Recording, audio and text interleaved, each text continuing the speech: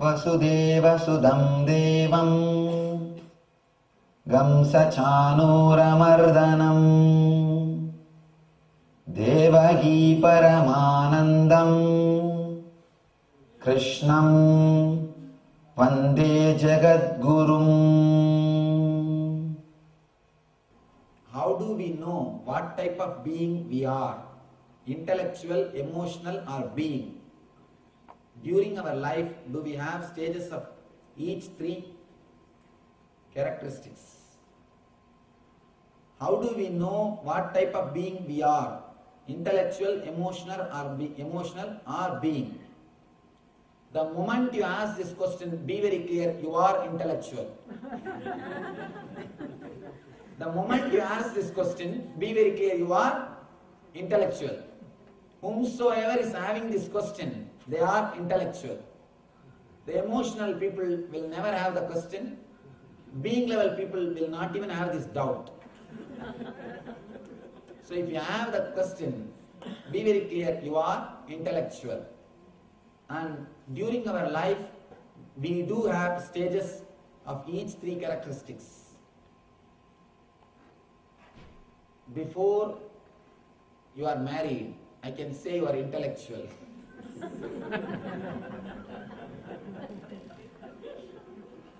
These young boys, college kids, especially Indian college kids, when they are brought by their parents to me, usually they will not bow down or they will not do namaskar. They think that it is very traditional. Why should we bow down to somebody? And why should we respect somebody? The ego doesn't allow you to bow down to somebody. They will not bow down, and they will, when the parents bow down, they will just stand and look at me, stare at me. They will just give a look. Of course, I don't want people to bow down, and what is there? It is after all, the respect is not by physical way of expression, not by just bowing down or falling at the feet. It is a mind. But I always think in my mind, fellow, let you get married, then just after 2 years, when he comes to meet me, you will see he will fall flat. Because that 1 year complete training. In 1 year complete training will be done. And nothing more is necessary. The same guy, and will become so obedient, so polite, and complete training will be done. You don't need nothing, you don't need anything. You don't need any other training. Maybe before marriage you are intellectual, then slowly you grow and reach other levels.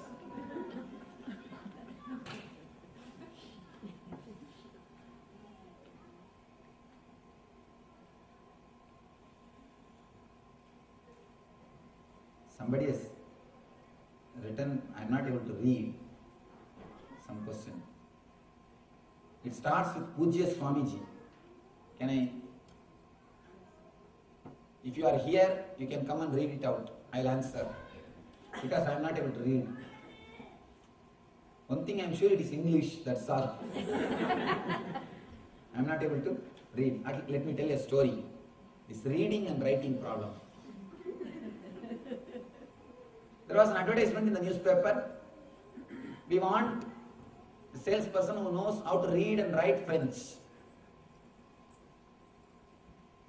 The manager received an application which says, I can write but I can't read. The manager was curious.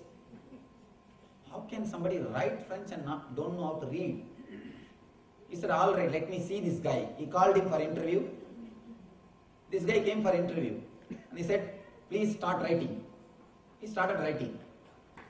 Manager took the paper and said, what have you written? Please read. He said, I told you earlier itself. I can't read. I know only how to write, I can't read. I think this question is also like that. You can only read, you can't. You can only write, you can't read. I am not able to read. Huh? About the depression of success. What if you are under 40 and experienced several depressions without success? Is there hope?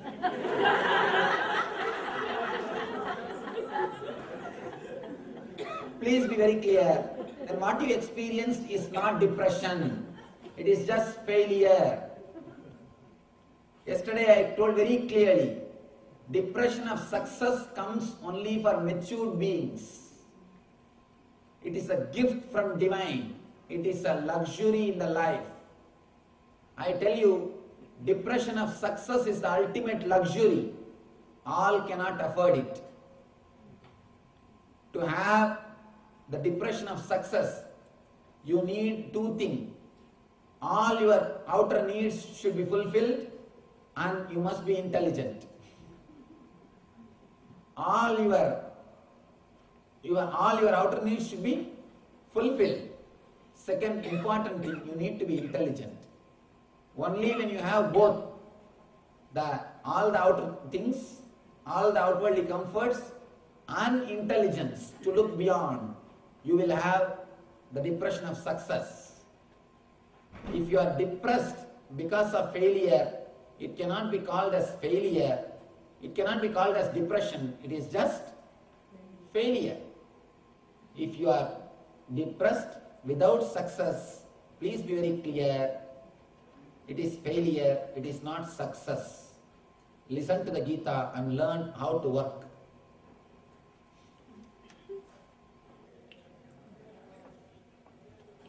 Is it possible to be detached without being indifferent? How do we keep our hearts open along the spiritual path? Please be very clear. Only a man whose hearts are open can be detached. If you are indifferent, you will only be dull. You will not be detached.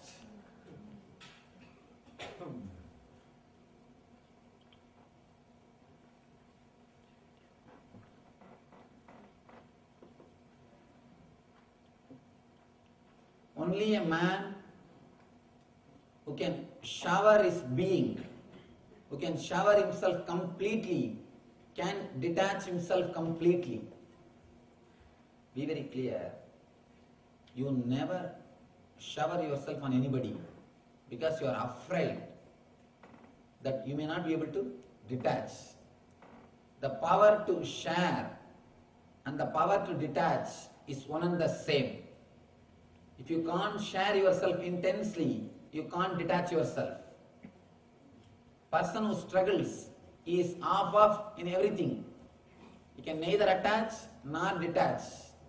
The person who can attach really with anybody, can attach himself, he can detach also. Is it normal to speak less and seek out silence as sadhana progresses? There's a beautiful Zen saying. When I was not meditating, tree is tree, mountain is mountain. When I started meditating, tree is not tree, mountain is not. When I finished my meditation, when I became enlightened, again tree is tree, mountain is mountain. Before the sadhana, you will speak a lot. After enlightenment, you may speak a lot. But at the time of sadhana, it is usual people tend to become silent.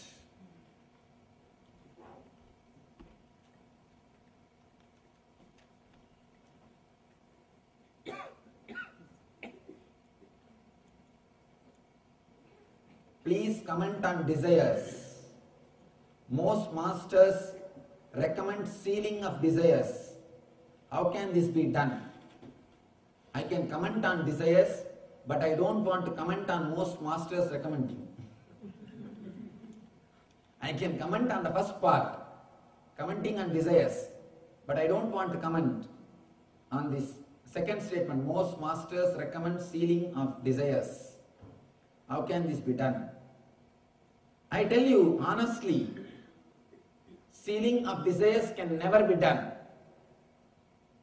Suppression will lead only to perversion and other difficulties. We can do only one thing, transformation.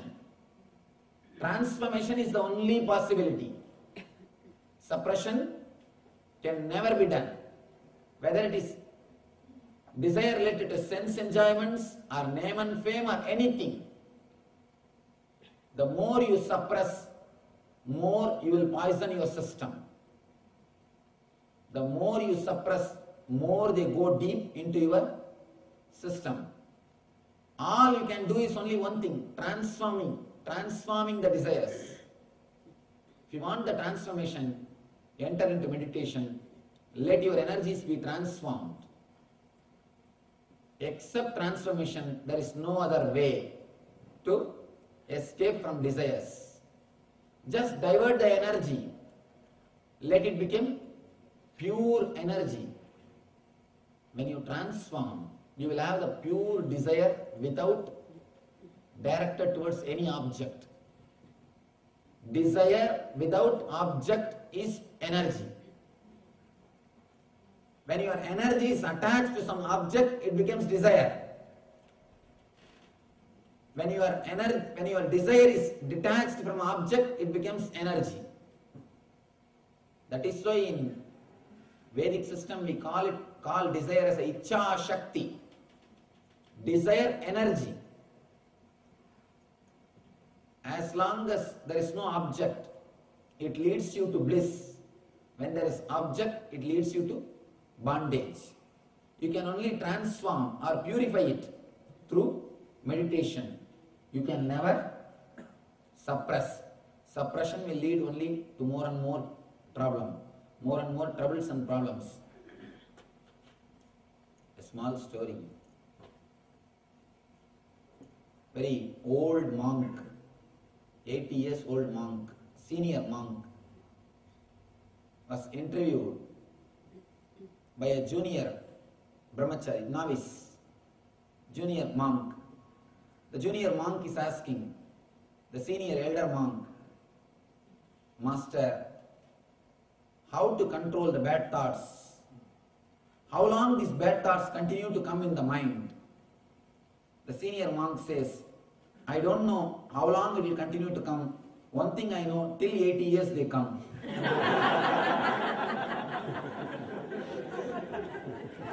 So please be very clear. Suppression will lead to nowhere. Only the transformation can help you.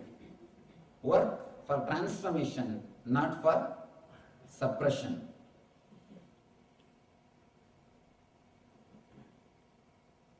Another one question. How will Guru help disciple? What is the process?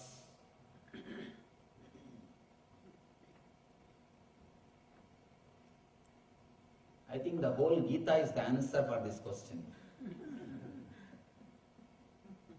The whole Gita is the process.